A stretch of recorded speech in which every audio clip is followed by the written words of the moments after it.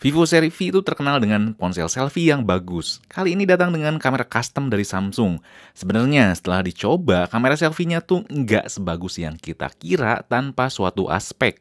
Lalu setelah dicoba emang bener banget deh, oke lah masalah fisik tuh. Tapi Vivo tuh ngelupain suatu hal yang sebenarnya itu tuh krusial buat saya. Dan apakah Vivo V23 5G ini tuh cuman cocok buat yang suka selfie doang, buat para cewek doang dan cowok tuh nggak cocok buat beli ponsel ini?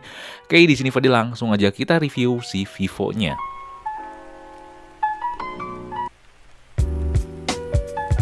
Yang pertama tuh cantik. Yap, satu kata itu yang bisa saya gambarin buat fisik si V23 5G ini. Ada kecualinya nih, kecuali si BAM kameranya. Nggak tahu kenapa ya banyak space kosong gini, jadi kayak ngeganjel aja. Tapi selebihnya mantep ya, frame metal flat yang disematin tuh bener-bener kokoh. Di sekelilingnya ada garis antena yang jadi pemanis buat saya. Tombolnya juga cukup kliki, saya suka. Pasti ada yang bilang, ini mah desainnya niru banget iPhone. Ya udahlah gitu, masalah desain tuh ya niru dan modifikasi. Kalaupun ada original, katakanlah ya misalkan dia tuh desainnya hasil mikir sendiri, pasti itu tuh ada sebagian hal yang kepikiran dari apa yang udah dilihat sebelumnya gitu. Pasti nggak akan original banget. Dan desain seperti ini pasti ya di 2022 ini tuh makin banyak kita lihat ya si frame flat dan si back cover flat ini. Bagian belakangnya dikasih back cover kaca yang lumayan enak buat disentuh, nggak licin dan nggak kasar. Warna goldnya ini kalau dilihat dari sudut pandang berbeda, ada warna hijau kebiru-biruan gitu. Begitu juga kalau kena sinar matahari. Bagian yang kena sinar mataharinya bisa berubah warna. Dan tentunya ini useless kalau kalian pakai casing yang berwarna. Kalau kalian suka yang nggak neko-neko, kalian bisa pilih warna hitam yang kalem.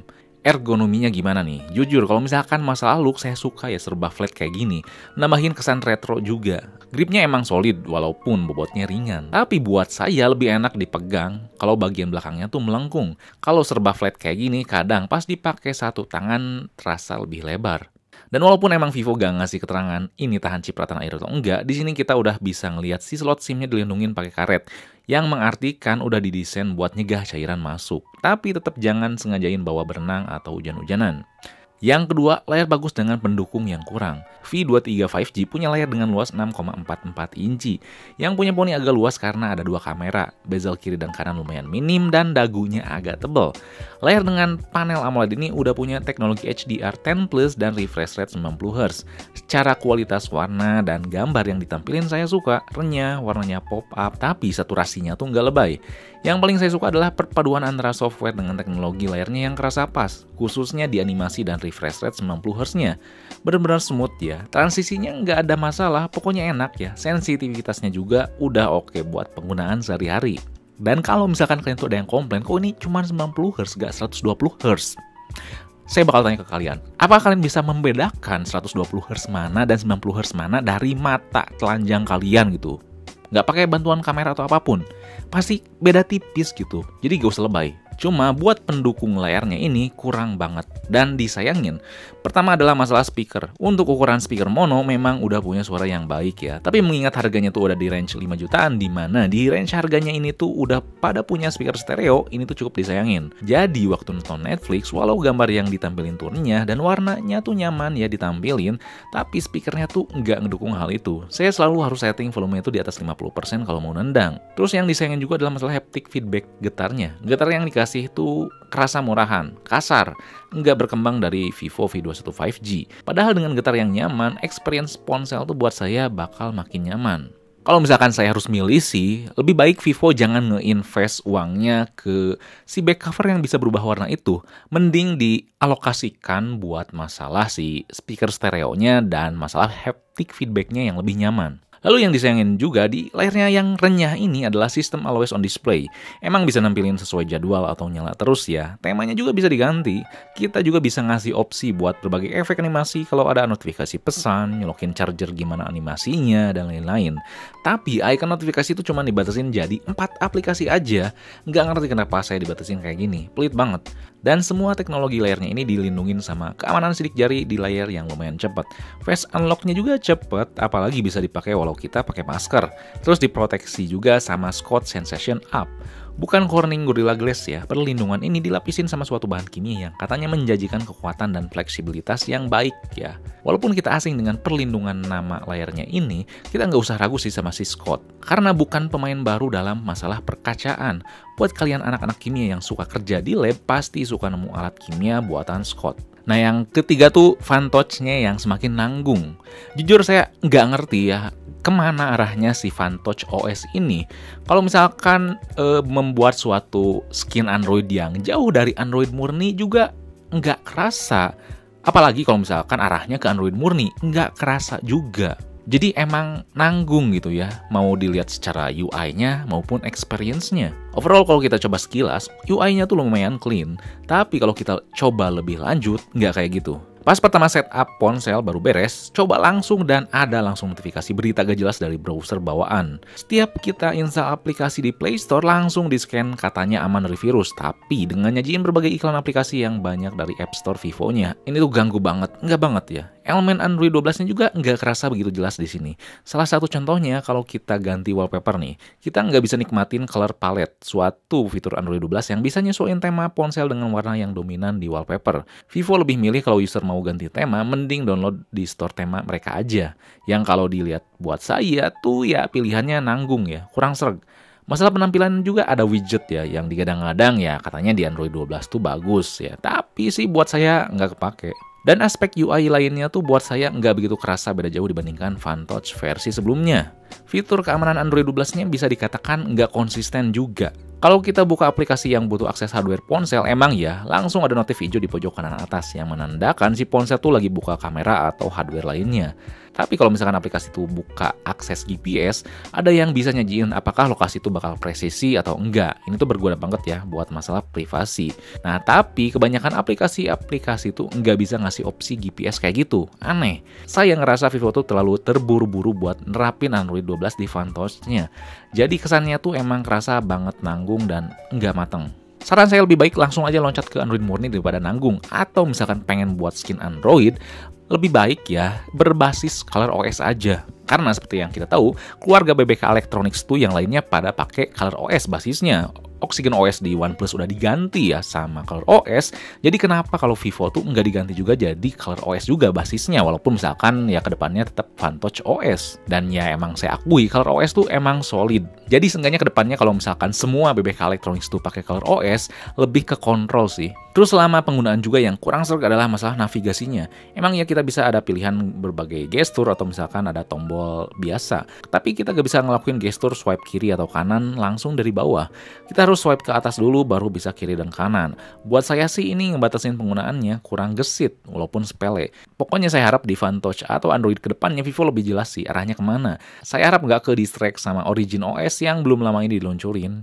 Kalau yang belum tahu, ini tuh adalah sebuah skin Android yang diluncurin khusus Vivo di Cina. Keempat adalah masalah fitur dan performa. Walaupun emang si Fantouch tuh ngerasanya nanggung, saya harus akui fitur di dalamnya tuh lengkap. Buat ganti penampilan kayak ganti navigasi, tema, terus buat ngunci aplikasi, game mode, berbagai gestur di layar yang bisa di custom dual apps, pokoknya lengkap. Termasuk kalau kalian butuh mode cantik atau beauty pas video call di sini bisa. Fitur yang gimmick juga tentunya hadir di sini, kayak extended RAM yang nggak ngaruh ya. Terus ada Jovi Home yang posisinya tuh sebenarnya maksain banget, cukup aja sama Google Assistant. Fitur hardware-nya juga udah cukup ngedukung kayak NFC, Bluetooth 5.2 yang irit baterai dan bisa ngasih pengalaman audio yang lebih baik. 5G-nya juga bandnya udah lengkap ya, baik di SIM 1 atau 2. Dan di sini kita nggak dikasih slot micro SD. Jadi kalian harus bijak ya buat ngatur-ngatur di 128 GB.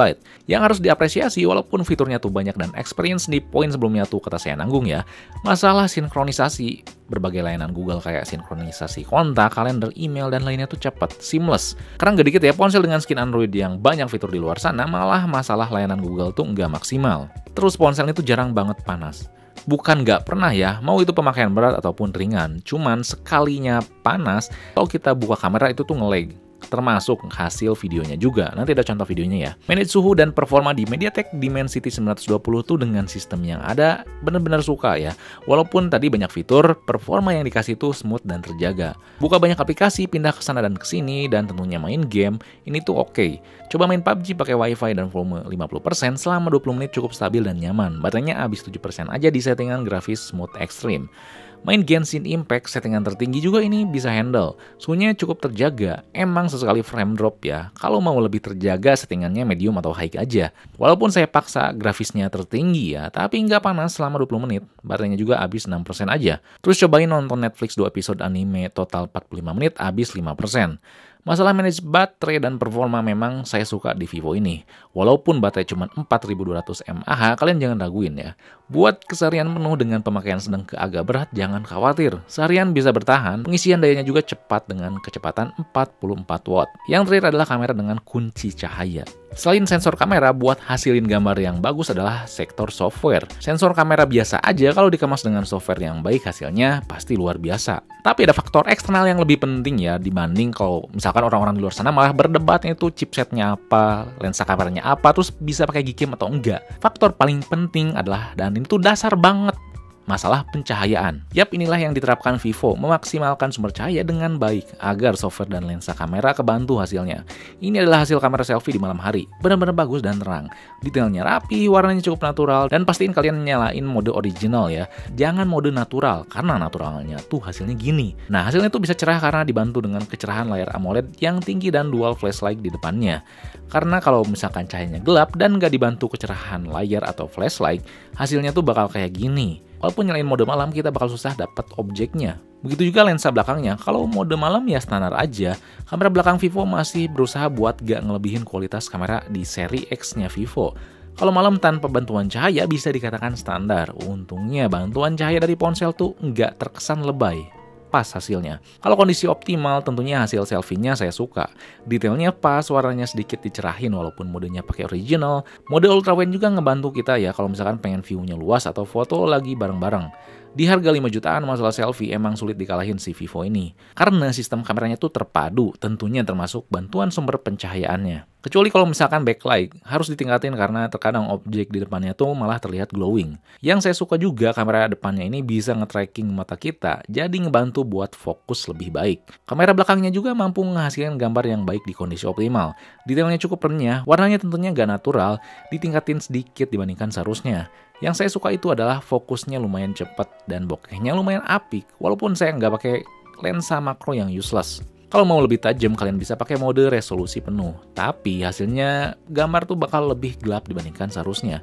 Ultrawide-nya buat saya standar aja, tetap kepake. Cuma tone warnanya tuh dengan lensa utamanya lumayan jauh beda. Buat ngebantu fotografi, mode Pro-nya lumayan lengkap, mulai dari mode RAW, atur ISO, shutter speed, dan white balance. Nah ini nih, hasil video kalau misalkan ponsel kita kepanasan. Mau itu kepanasan karena pemakaian biasa atau terlalu sering pakai kamera. Kalau suhunya normal, hasil videonya saya suka. Detailnya tuh rapih, nggak lebay dan nggak kurang. Dynamic range-nya, fokusnya, detail, dan semuanya tuh ngerasa pas walaupun nggak natural. Ada mode stabil standar yang bisa jalan di 4K 30 fps. Yang goyangnya masih ada walaupun nggak signifikan. Atau ada mode stabil yang ultra, ini cuman ada di mode 1080p. Tapi warnanya tuh jadi pucat. Dan ini pakai lensa utama ya mode stabilnya. Jadi detailnya tuh masih tetap kejaga. Termasuk lensa depannya, kita bisa pakai mode stabil. Cuman nggak crop banget, jadi megang tuh harus ponselnya agak jauh. Dan hasilnya saya cukup suka. Dengan catatan nggak pakai embel-embel mode beauty. Bisa dikatakan cocok juga sih buat para cowok, nggak cuman cewek aja. Karena ya mode tanpa efeknya nggak berlebihan walaupun masih sedikit dikasih sentuhan. Cocok buat kalian yang suka nge-vlogging. Oke, detailnya lumayan, nggak terlalu lebay. Dan kalau misalkan dipakai jalan, standar aja sih kayaknya dibandingkan yang steady face tadi. Oke, tapi overall oke sih buat nge-vlog. Well done. So, buat siapa Vivo V23 5G ini? Vivo ini cocok buat kalian yang nyari ponsel dengan utamain kamera selfie, tapi bisa tetap memanage kegiatan lainnya dengan baik. Semua ini berkat Dimensity 920 yang baik di dalamnya. Kecepatan performa dan daya tahan baterainya tuh baik, tentunya diracik sama software yang pas. Walaupun emang kasarnya si Vantage OS ini tuh belum mateng, tapi masalah layanan Google tuh ini tuh seamless ya dibandingkan skin Android lainnya. Overall kekurangan software di dalamnya tuh agak ketutupin sama hal lainnya gitu. Tapi tetap harus banget ya butuh update biar si yang nanggung-nanggung tadi itu lebih baik. Buat kalian pengguna V21 5G, nggak wajib ya ganti ke ponsel ini. Apalagi ada beberapa hal yang ngerasa nggak ditingkatin di ponsel ini dibandingkan versi sebelumnya.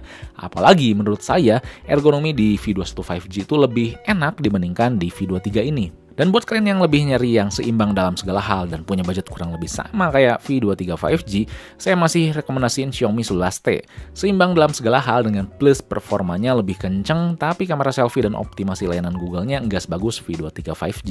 Dan kalau misalkan mau nambahin rating IP67 juga kamera belakang yang lebih bagus, kalian bisa pilih Samsung Galaxy A52s. Sistem operasi One UI-nya lebih kerasa matang, tapi dengan catatan kalian nggak bisa nikmatin suhu dan performa yang lebih kejaga yang ada di V23 5G ini. Juga tentunya selfie itu masih menang di Vivo. Oke, itu aja reviewnya. Kalau misalkan ada yang ingin tanyakan, kalian bisa tulis komen di bawah. Dan jangan lupa juga buat like, share, subscribe Fixme, lalu nyalain lonceng notifikasinya biar gak ketinggalan video lainnya. Oke, di sini Fadil, peace out.